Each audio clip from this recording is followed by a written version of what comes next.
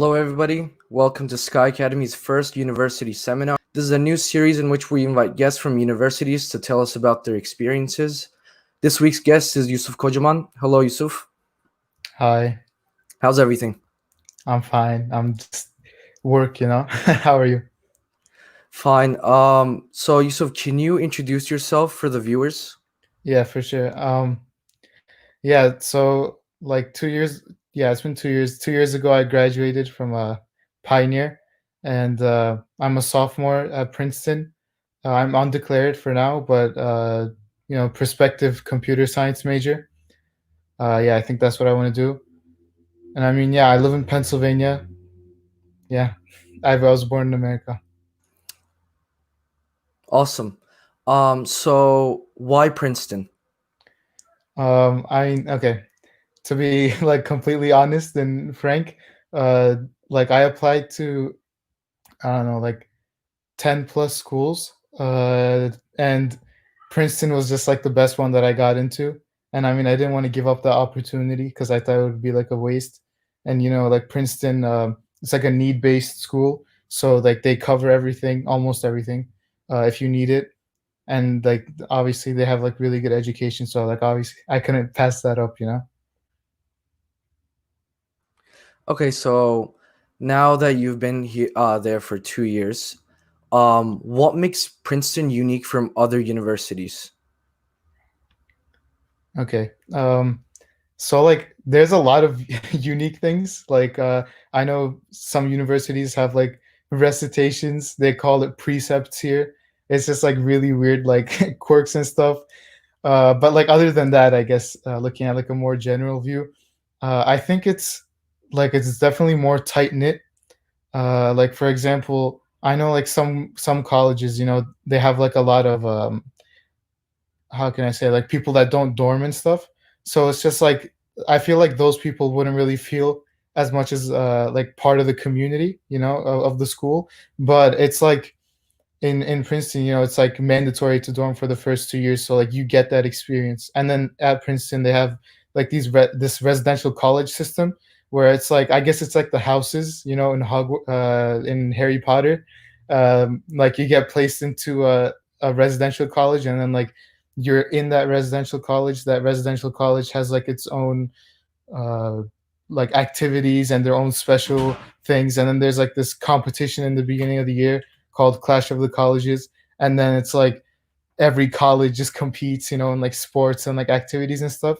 So like it has that sort of community aspect that's different, that I think, from other schools. Also, like obviously, like there's smaller class sizes and like a smaller student body overall, so you get a lot of like one-on-one attention and like a lot of good advising. Yeah, and definitely also the network. I guess we'll get to this later, but like joining certain student groups, and then alumni of that like student group are like really helpful for networking. Okay, so speaking of groups, have you joined any teams, clubs, or programs? Yeah. I'm a board member on the Princeton Muslim Student Association. It's like my position is called Kelam Cafe. So what I do is just organize like informal talks between students. I guess we like discussions, or like sohbet, where we can just talk about contemporary Muslim issues, or like maybe even like recently, for example, we were talking about like spiritual abuse in Muslim communities. Like something came up in a conversation in like the MSA group chat, and then we invited like a speaker, like who knows about this stuff, like Dr. Ingrid Matson. She works at a project called the Hurma Project. Like we called her to give us speech and stuff. And yeah, like the MSA, I've been on the board since last year, and like it's been a great experience. Like it's a lot of good people. If you're a Muslim and you're going to college, like I definitely recommend getting in touch with your MSA so you can keep attached to your faith. And also like it's a good chill group to hang out with. And then as I was like hinting to earlier, it's also like a really good um, place for networking. Like there's a lot of amazing people that go to your school, so it's like and some of them happen to be Muslims, so you're connected to them on like a more like a deeper level. For example, like there's like computer science majors in the MSA that have got into like really good internships, and then like this summer when we were like working on internships, they asked us like, do you guys need any referrals? You know, so just having that network is really nice. How do you so I have two questions. How do you balance your studying, your the hours you spend on your club, your social life? How many hours a week do you spend studying? How many hours do you spend in your club? Mhm. Yeah, so I guess I can start from the club. You know, since the club is made up of students, they really like respect everybody's time. Like I can say, for example, like our longest meeting for like an MSA, like if we have a lot of events that are going to happen in that week or like in the coming month, like it'll take like an hour or like an hour and a half at most. So like it's not too big of a commitment. And then outside, like the MSA board is like 10 people, so it's you can just delegate work, and like everybody knows that you know you're a student, and then like it's hard, so they're not expecting you to do a lot. And then I guess for balancing like social life, like club and academics and all that. Obviously, like I try to prioritize academics, um, and like it depends how much I study per week. But like depending on the project, I guess. Like I told some of my friends this week, I was like I spent like a whole day trying to like finish this code like that I had for one of my CS classes, and you know sometimes I do a lot of work. Sometimes like I don't have as much work, so I can like use that time for you know socializing or just you know I count like the stuff that I have to do for my club almost like as important as my classwork as well. So that's always a priority as well. So it's just you know it's my club and classwork, and then just socializing and like free time for me. Yeah.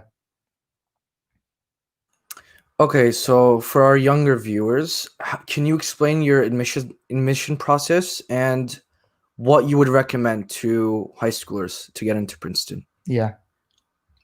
Um, I guess I can start out like basically just unless you're like super extraordinary, like an Olympic athlete or something, grades are really important. Uh, I guess like when people, well, like as much as it's like it's kind of sad to think about, people like your college admissions, um, and like work life afterwards as well. People don't look at your resume like for more than like for like jobs and stuff, they just look over it for like 30 seconds like your resume. So if your grades aren't good, like if you don't have like a really good GPA, then they'll just like eliminate you from the start, you know. I mean they might, it's not like a like they're going to, but they might. So like obviously having a good GPA, that's like good GPA. And then I don't know what they're doing with SATs now, but like SAT was like also important. It's like SAT and GPA, that's what opens the door for them to further look at your like your resume or your Common App. And then what's also important is like you can't just be like oh, I have a 4.0, I have a 1600 SAT, and then like expect to get in. You need to be like, you need to stand out, right? Like there's like so many people in the country that have like 4.0 GPAs and then 1600s. Like you need to show that you stand out, um, like in your essay, in like your extracurriculars and what you do. And then also, I guess like more technically speaking, for like the application itself, definitely like in your essay and in your application, be like 100% genuine. You know, like it's you want to give them an image of who you are, and like if you and like an image of your character, so they want to see like what kind of person you are, and then like what is this person interested in, what does this person do, you know. um yeah, it's definitely really important to be just like 100% on that.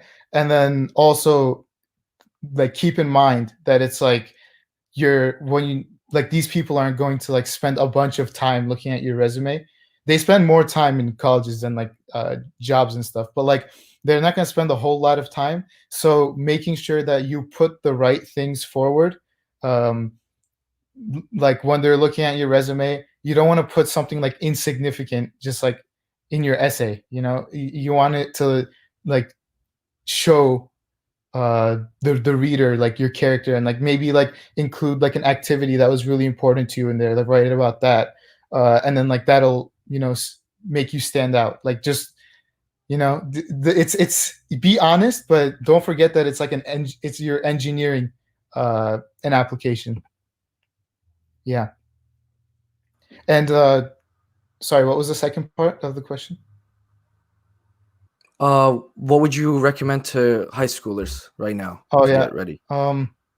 Yeah, I can. Yeah, that's. I guess that's what I would recommend to high schoolers. And then also, you unless uh like I know some people are able to apply to colleges for free. Like some people have to pay the.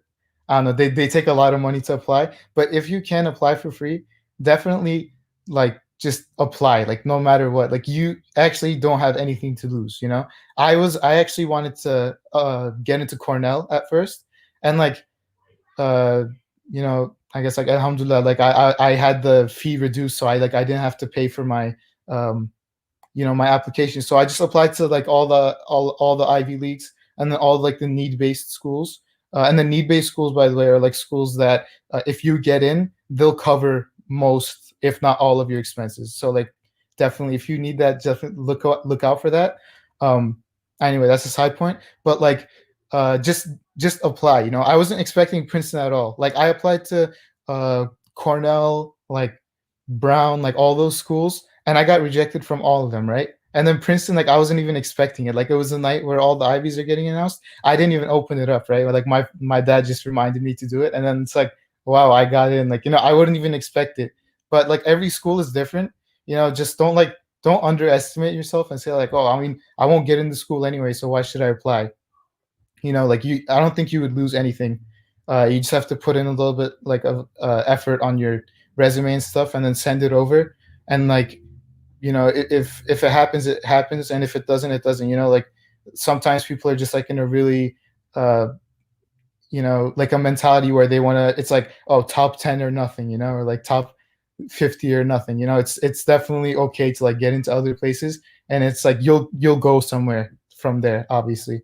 um yeah, like definitely like don't get too hung up on that, but I'm not saying like don't have like lofty goals or high goals. Like definitely have high goals, apply to those places if you can, that you won't lose anything. So yeah. So about housing, you said it's required for the first year to dorm at Princeton. The first 2 years So there. first 2 years. Oh, okay.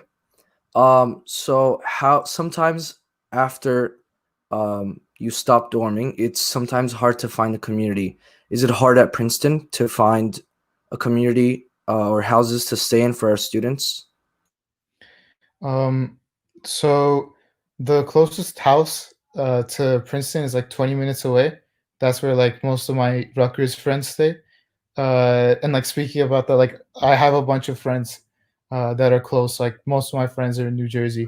So I mean North Jersey, it's like I don't know, 40-50 minute drive. So like even that, I have friends that are like 20 minutes away that go to Rutgers. Like a lot of my friends go to Rutgers. So I have friends there. And then like you guys said, there's a house um to like 20 minutes away from Princeton. So like in that aspect, obviously you have that community there. And then I guess like if we want to talk about housing like at Princeton, like dorming, I definitely think like if you need accommodations, they'll give you accommodations. The dining halls have like halal food. I mean, most colleges now I think have halal, dining food if you need that. And like they just like accommodate. If you need like a space, like oh, it's like oh, I'm gonna wake up for like sabah namaz, I'm gonna wake up for fajr, so I need to get wudu in the morning. They'll give you a room with like a bathroom, or like they'll give you a room that's close to the bathroom. You know. So yeah, definitely accommodating housing in Princeton, and then like I have a community close by as well. Okay, Yusuf, that's it from us. Is there anything else you would like to add?